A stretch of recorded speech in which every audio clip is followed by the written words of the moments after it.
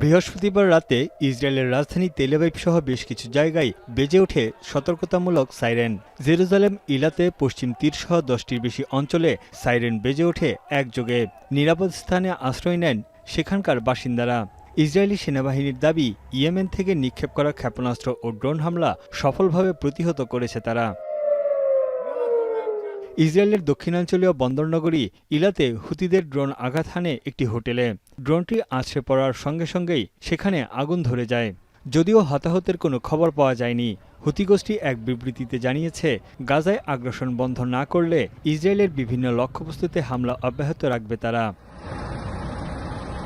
এদিকে ইসরায়েলি সেনাদের ট্যাঙ্ক যত অগ্রসর হচ্ছে ততই শোচনীয় হচ্ছে গাজা সিটির অবস্থা। খাদ্য এবং ওষুধের সংকটের পাশাপাশি হামলার বয়ে পালাচ্ছে লাখ লাখ বাসিন্দা। ভেঙে পড়েছে চিকিৎসা ব্যবস্থা।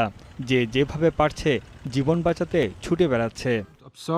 আমি বুঝি নির্মাণের শিল্প, সালাম স্টিল বোঝে ডিউরেবিলিটি। সালাম স্টিল, মোস্ট ডিউরেবল স্টিল।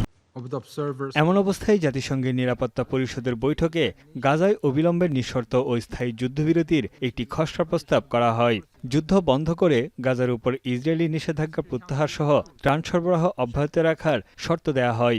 বিনিময়ে মুক্তি দেয়া হবে ইসরায়েলি জিম্মিদের। তবে এই প্রস্তাবে যুক্তরাষ্ট্র ছাড়া নিরাপত্তা পরিষদের বাকি সদস্যদের পক্ষে মত দেয়। U.S. opposition to this resolution will come as no surprise.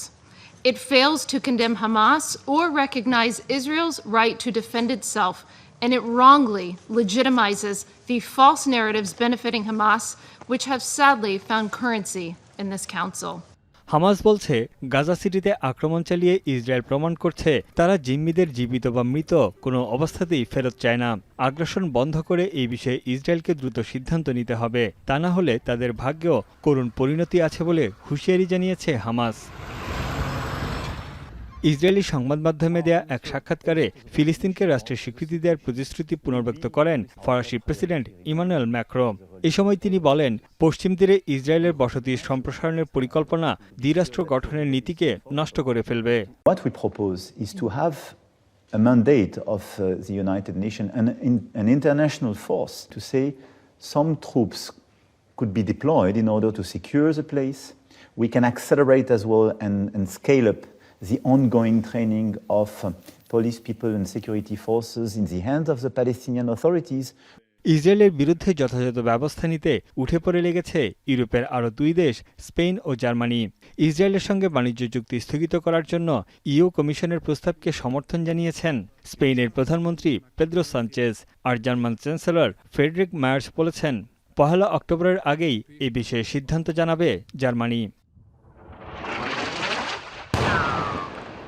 এদিকে দক্ষিণ লেবাননের হিজবুল্লাহর সামরিক স্থাপনায় নতুন করে বিমান হামলা শুরু করেছে ইসরায়েল। বিমান হামলার পর বেশ কিছু অঞ্চলে কালো ধোঁয়া উঠতে দেখা গেছে। হিজবুল্লাহর অভিযোগ, সব নিয়মনীতি উপেক্ষা করে সন্ত্রাসবাদ করে যাচ্ছে ইসরায়েল। তানভীর জনি, এখন বিশ্ব।